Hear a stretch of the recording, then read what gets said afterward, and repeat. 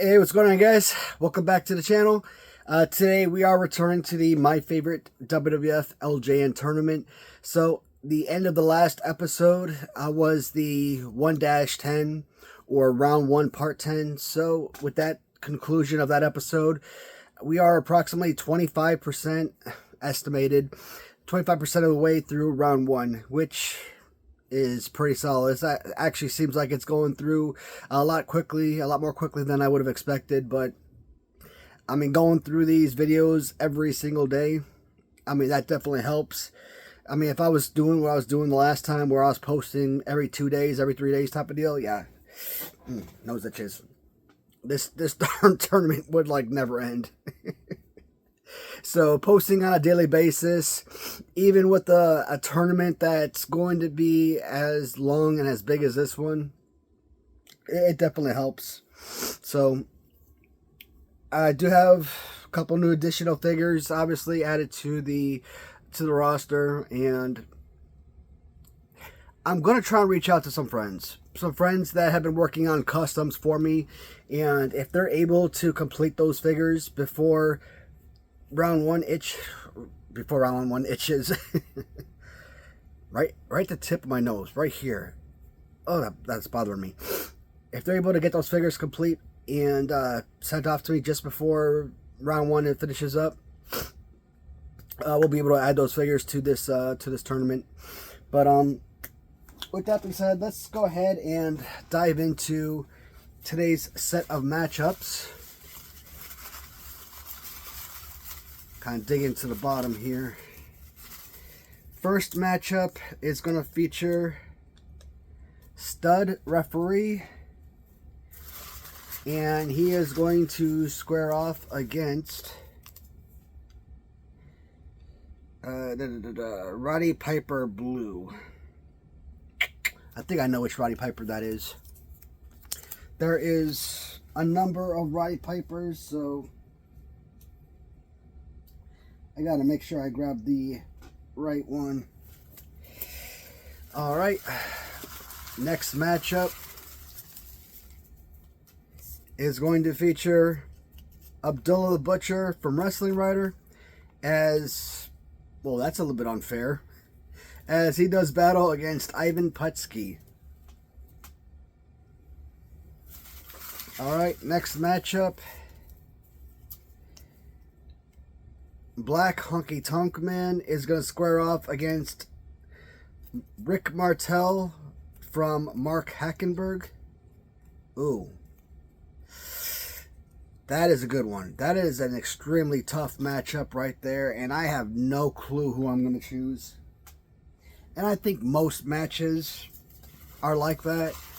Very rarely will I come across a match where, like, right after I read them off, I'm like, yeah, I know guaranteed who I'm going to choose. But that one right there, that's going to be a good one. Last matchup for this video is going to feature Johnny Valiant as he squares off against the yellow SD Jones. Alright, so I'm going to go ahead, pull the figures, and we will get started momentarily. Alright guys, figures have been pulled. And this is gonna be a good video. A lot of fun figures to look at today. And one of the first ones, the first matchup today is gonna feature referee Big John Studd as he squares off against what I've deemed as blue Roddy Piper. And I had to make sure I grabbed the right Roddy Piper because I have so many custom Roddy Piper figures. But as I looked on the shelves, this is the most bluish figure of them all, so but I'm gonna skip this one for right now, and I'm gonna talk about Big John Studd. So not this figure, but I used one of my really beat up Big John Studd customs, and I tried making this figure, and it actually looked really freaking solid. Like, I did beautiful black paint on the pants and boots, but I just could not for the life of me create the referee stripes. And I'm like, God, this is such trashy.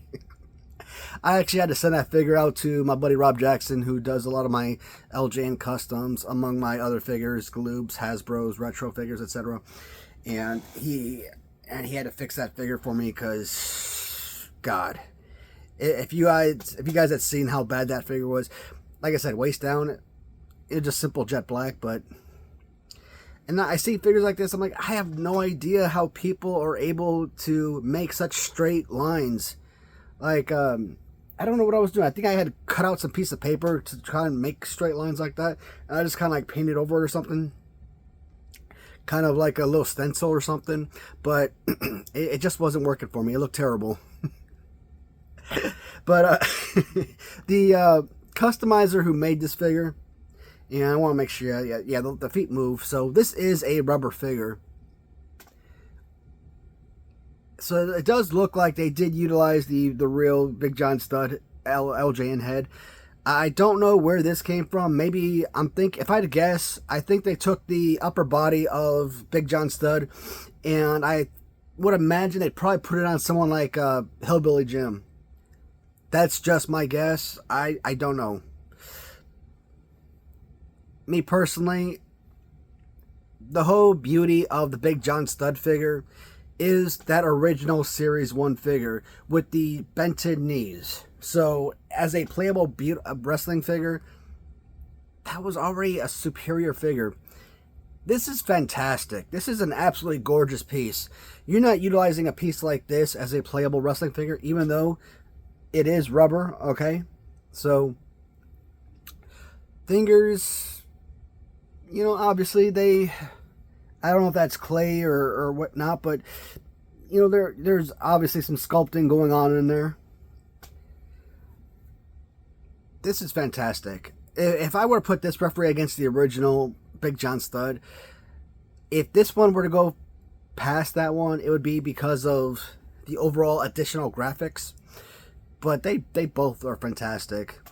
And I don't have a lot of Big John Studds. I think I have 2 referee figures plus the original. So Big John Studd, which is one of my favorite LJNs, obviously, has a legitimate chance of having several figures or multiple figures going very deep.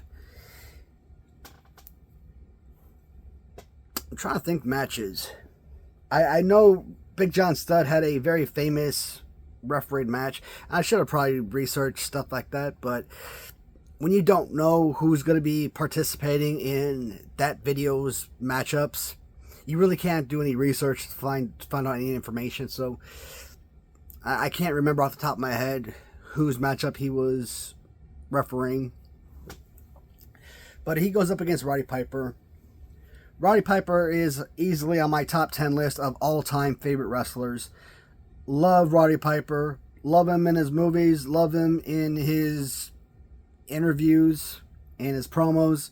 His wrestling matches are always fun. And come on, man.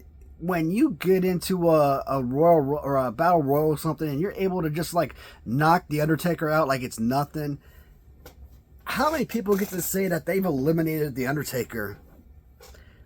One of my favorite battle royals is the 89, I think it was 89 battle royal.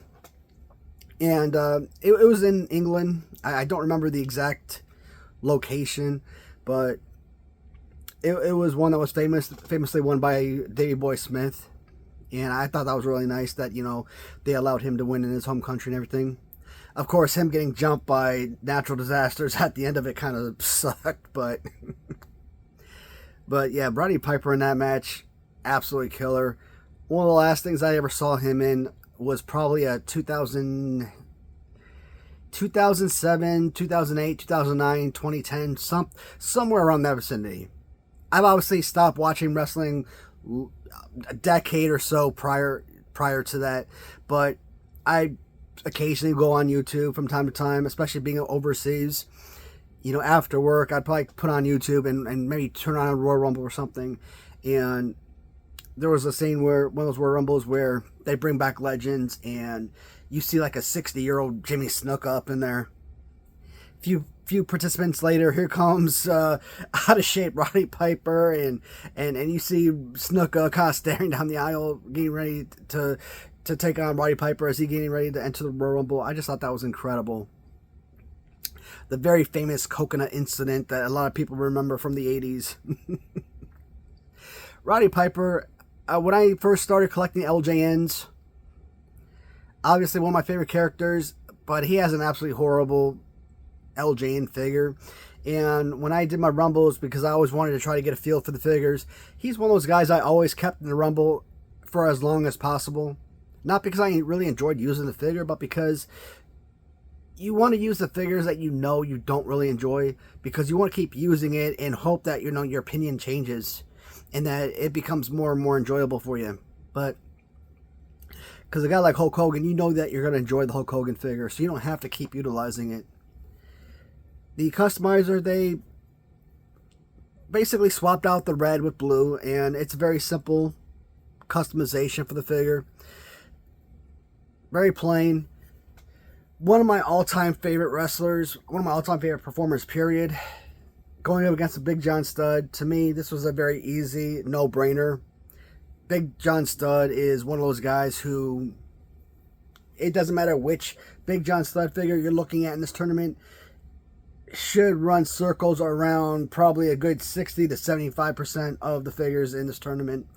Love the figure, love the character, and I don't know. I think I just learned recently that he died in like 1993, Big John Studd. I'm like, hold on. If he died in 1993, and isn't that like the same year that Andre the Giant died? So it's, and he had to be a young man, right? Like 45 or something, 40. That sucks. I mean, being a professional wrestler, I mean, it's fantastic and everything, but how many wrestlers actually live long lives?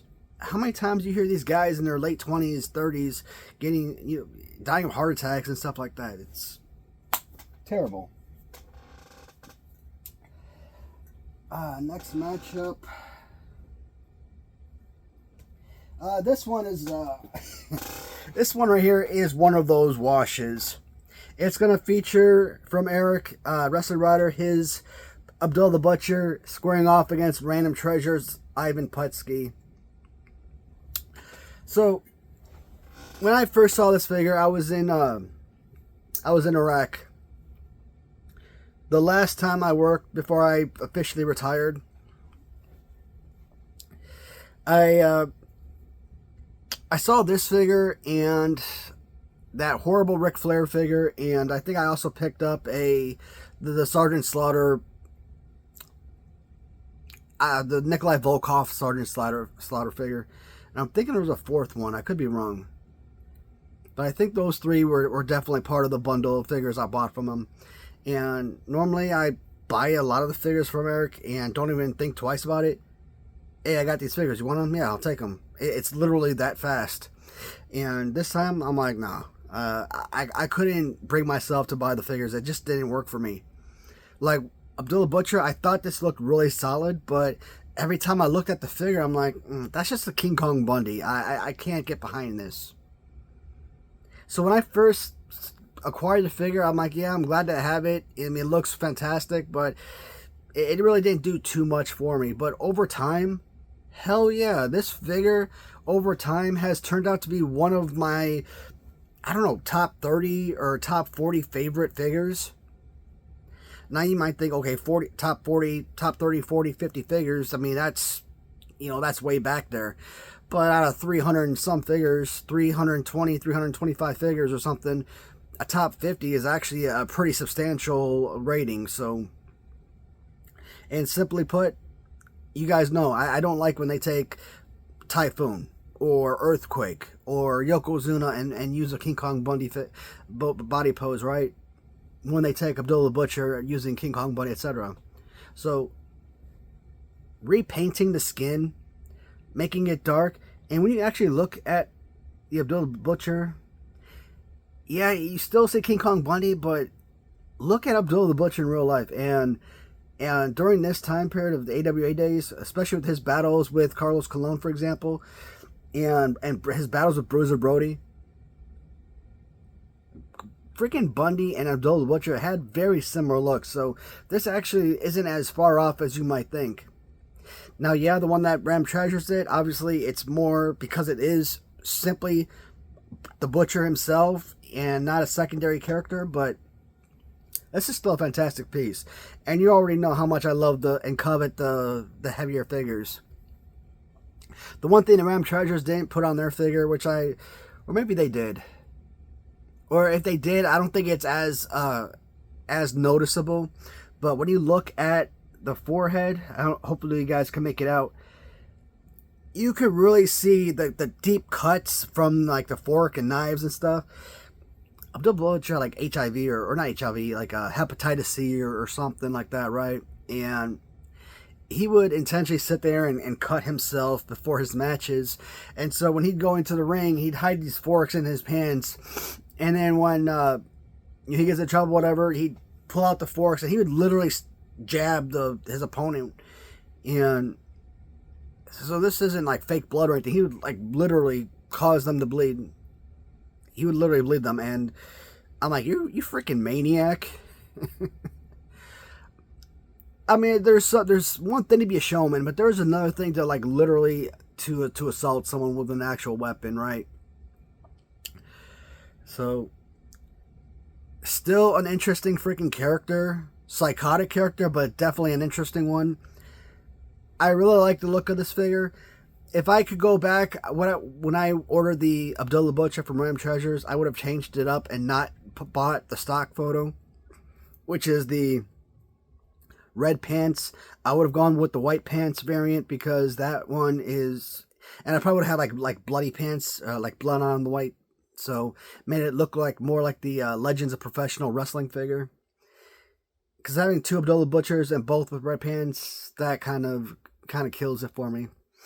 But a built-in fork, which is more like a freaking sword than a fork, but at least it's noticeable, right? The attached championship belt, which is fantastic. Again, with the deep cuts on the forehead, look amazing. Abdullah Butcher, a figure I really didn't care too much about when I first saw it. And it probably took me almost a week to pick up this figure. And nowadays, I'm like I said, I freaking love this figure. It's like literally one of my top favorites. Not just from the Wrestlingwriter collection, but from my entire collection period. And he squares off against Ivan freaking Putski. So, I kind of felt like when this figure came out that there was a lot of potential for Ivan Putski. The chest and abs of the figure look great, and I think there's a lot of the whole Polish power thing would have worked really well because he's got strong arms and forearms and everything. A lot of high potential for the figure. It's just that the pose itself destroys the figure overall. The face, again, a little bit more cartoony, and you'll notice that a lot with the figure. The rubber is good. I mean, it's not fantastic.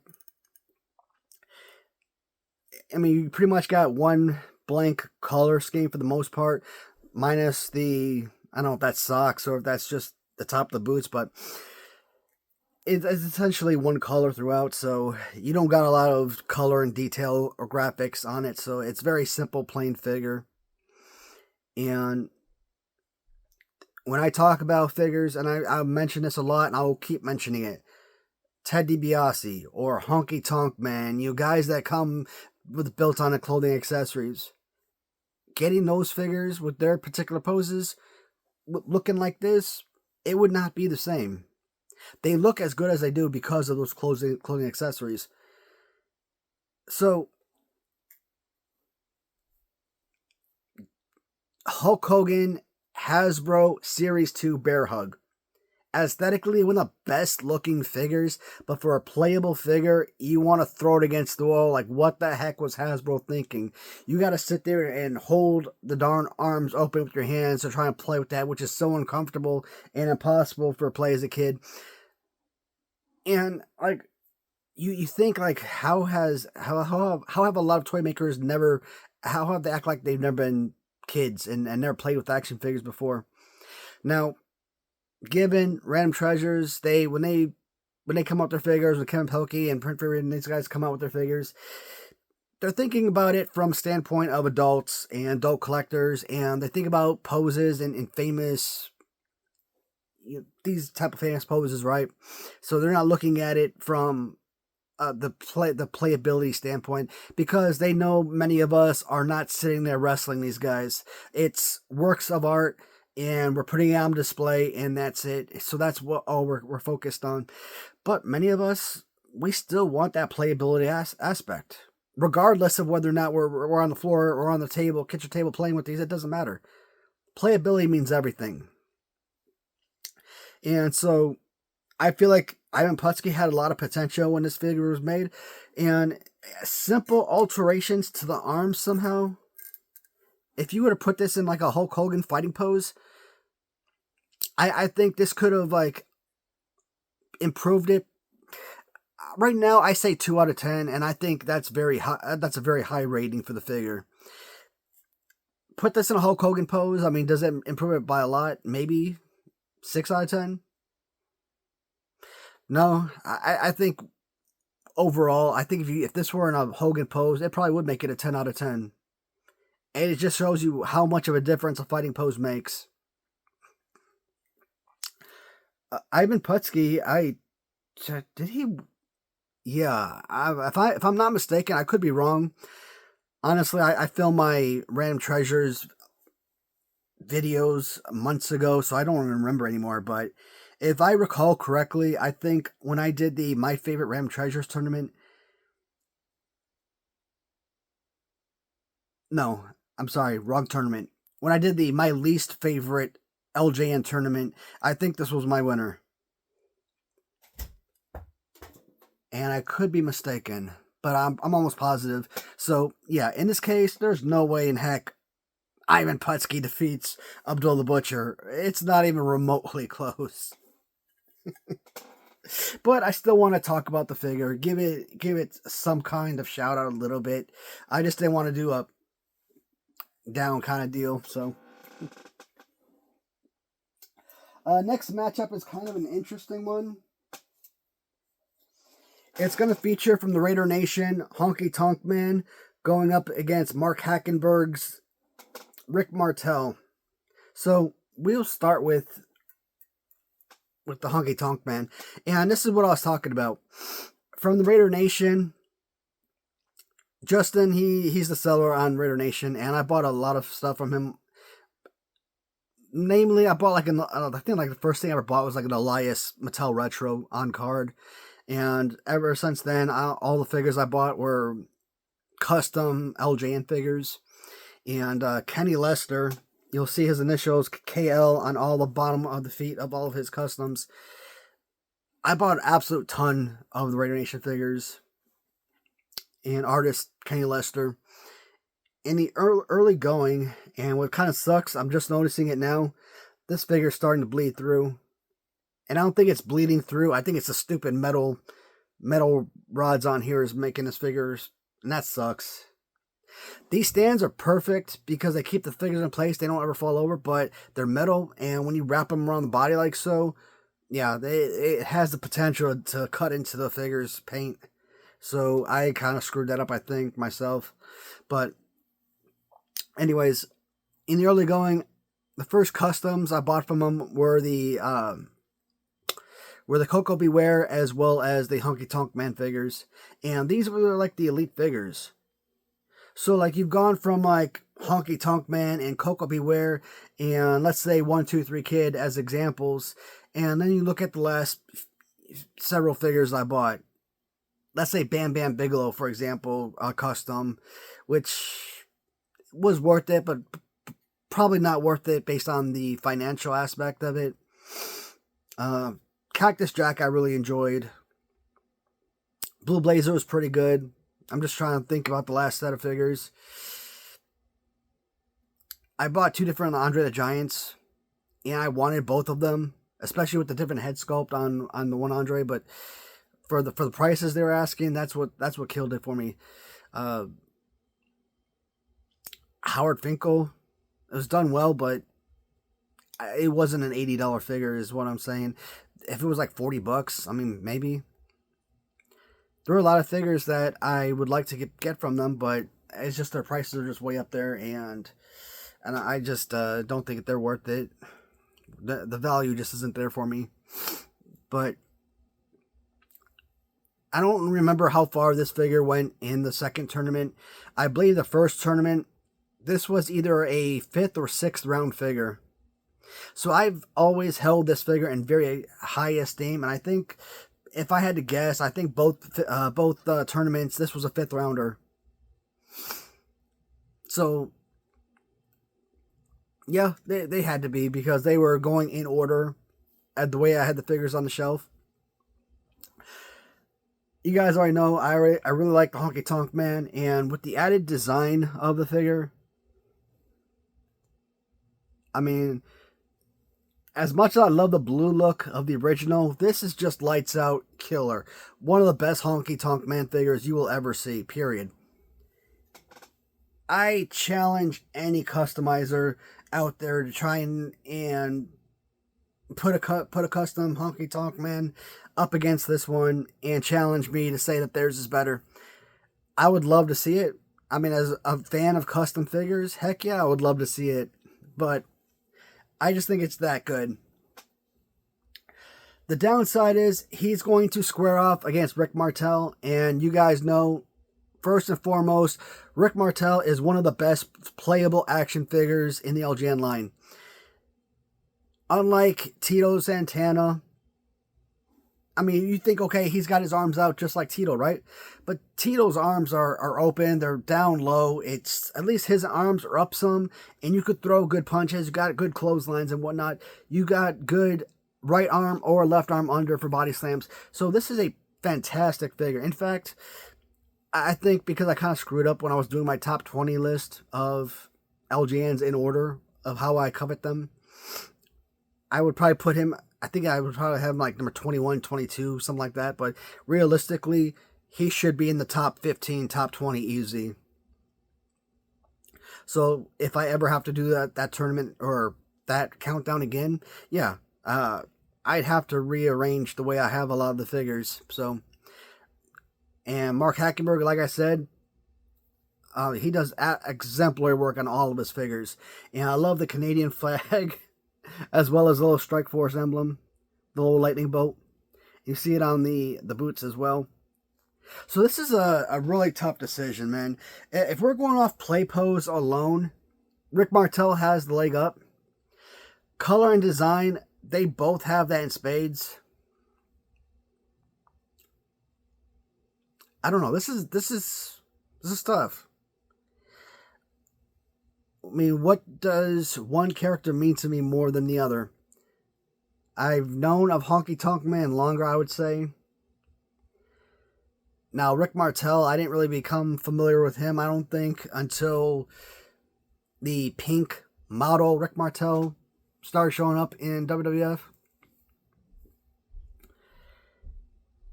Yeah, I can't say that. I mean, I definitely didn't like the All Strike Force. To my knowledge, I don't think that name, I've ever heard that name before until I started collecting LJNs. Like British Bulldogs, right? I've heard of the British Bulldog, Davey Boy Smith, but I've never heard of Dynamite Kid, so I never knew them as a tag team set. Heart Foundation, of course. Killer Bees, yes. But I never heard of Strike Force. I never heard of British Bulldogs as a tag team duo. Kind of looking at the shelf to kind of see the other tag teams that are up. I think that's it. Colossal Connection, or whatever they're called. Haku and Andre. I think that was another one of those tag teams that were put together, kind of like IRS and Ted DiBiase, or Owen Hart and Yokozuna, just because one of those wrestlers, a legend, but because of health issues, just were not able to perform in the ring anymore. So their partner was basically there to do all the grunt work. I think if I choose Rick Martel, this will be the first time I've ever said goodbye to Honky Tonk Man this early in a tournament.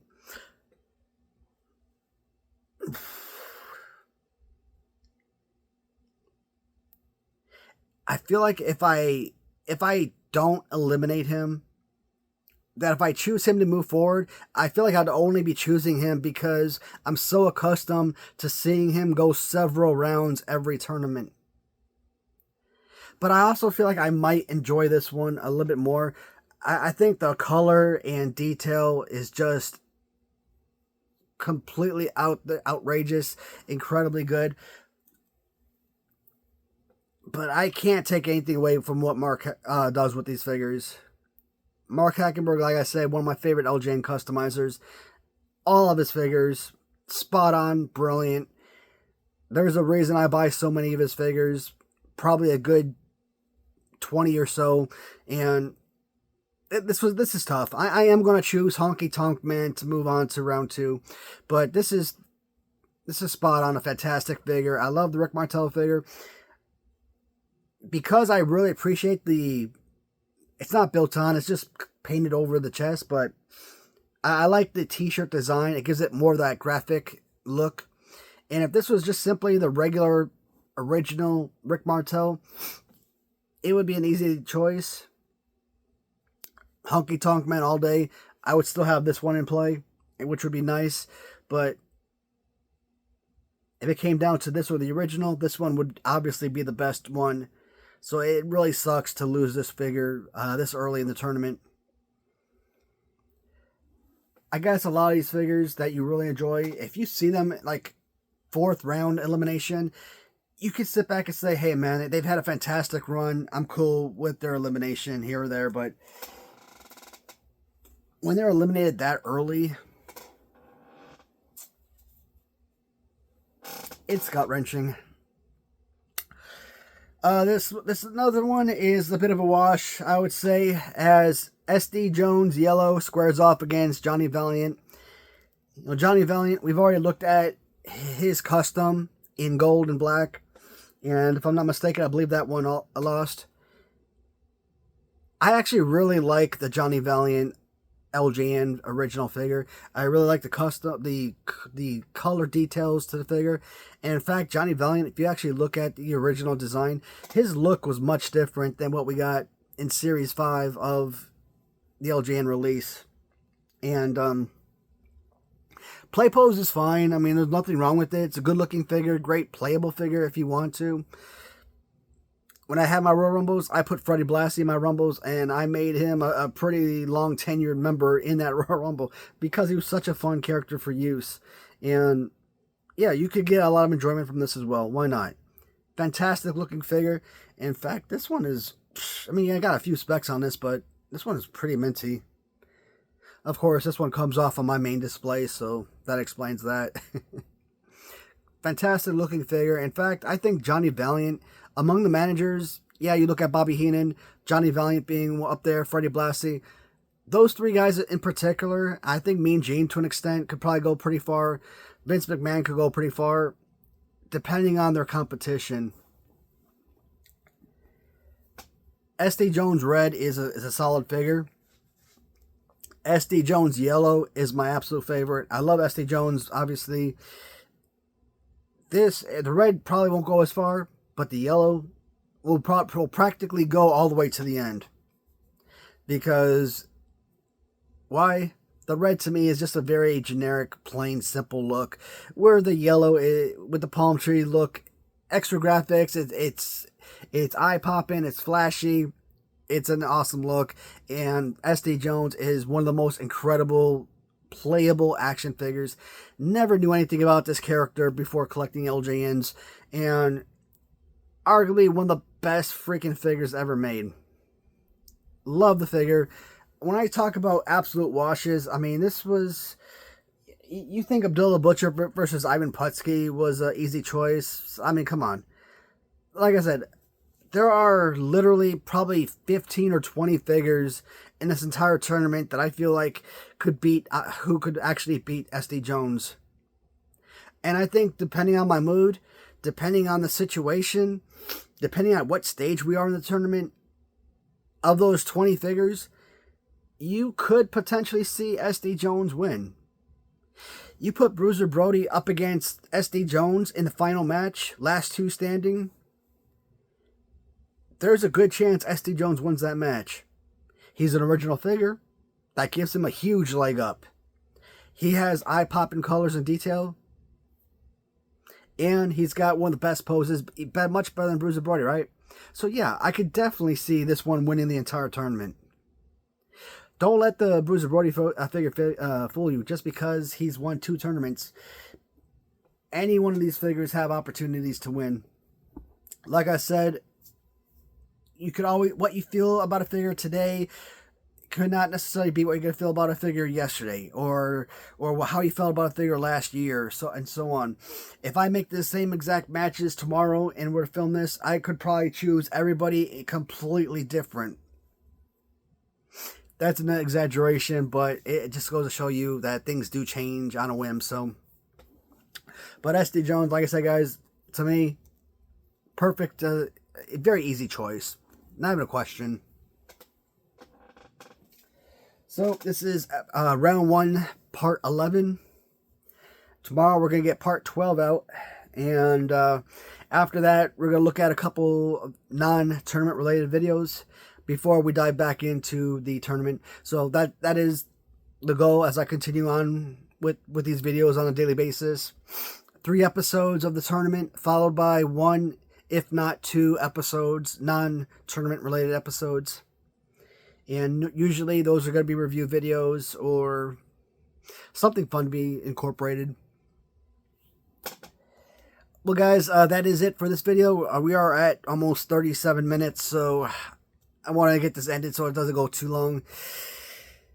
Even 4 matchups are taking me to 40 minutes, so I could only imagine if I was doing 5 matchups per video.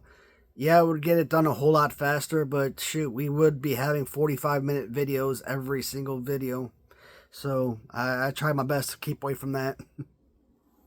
But that is it for now, guys. As always, thank you so much for watching, and until next time, goodbye, everybody.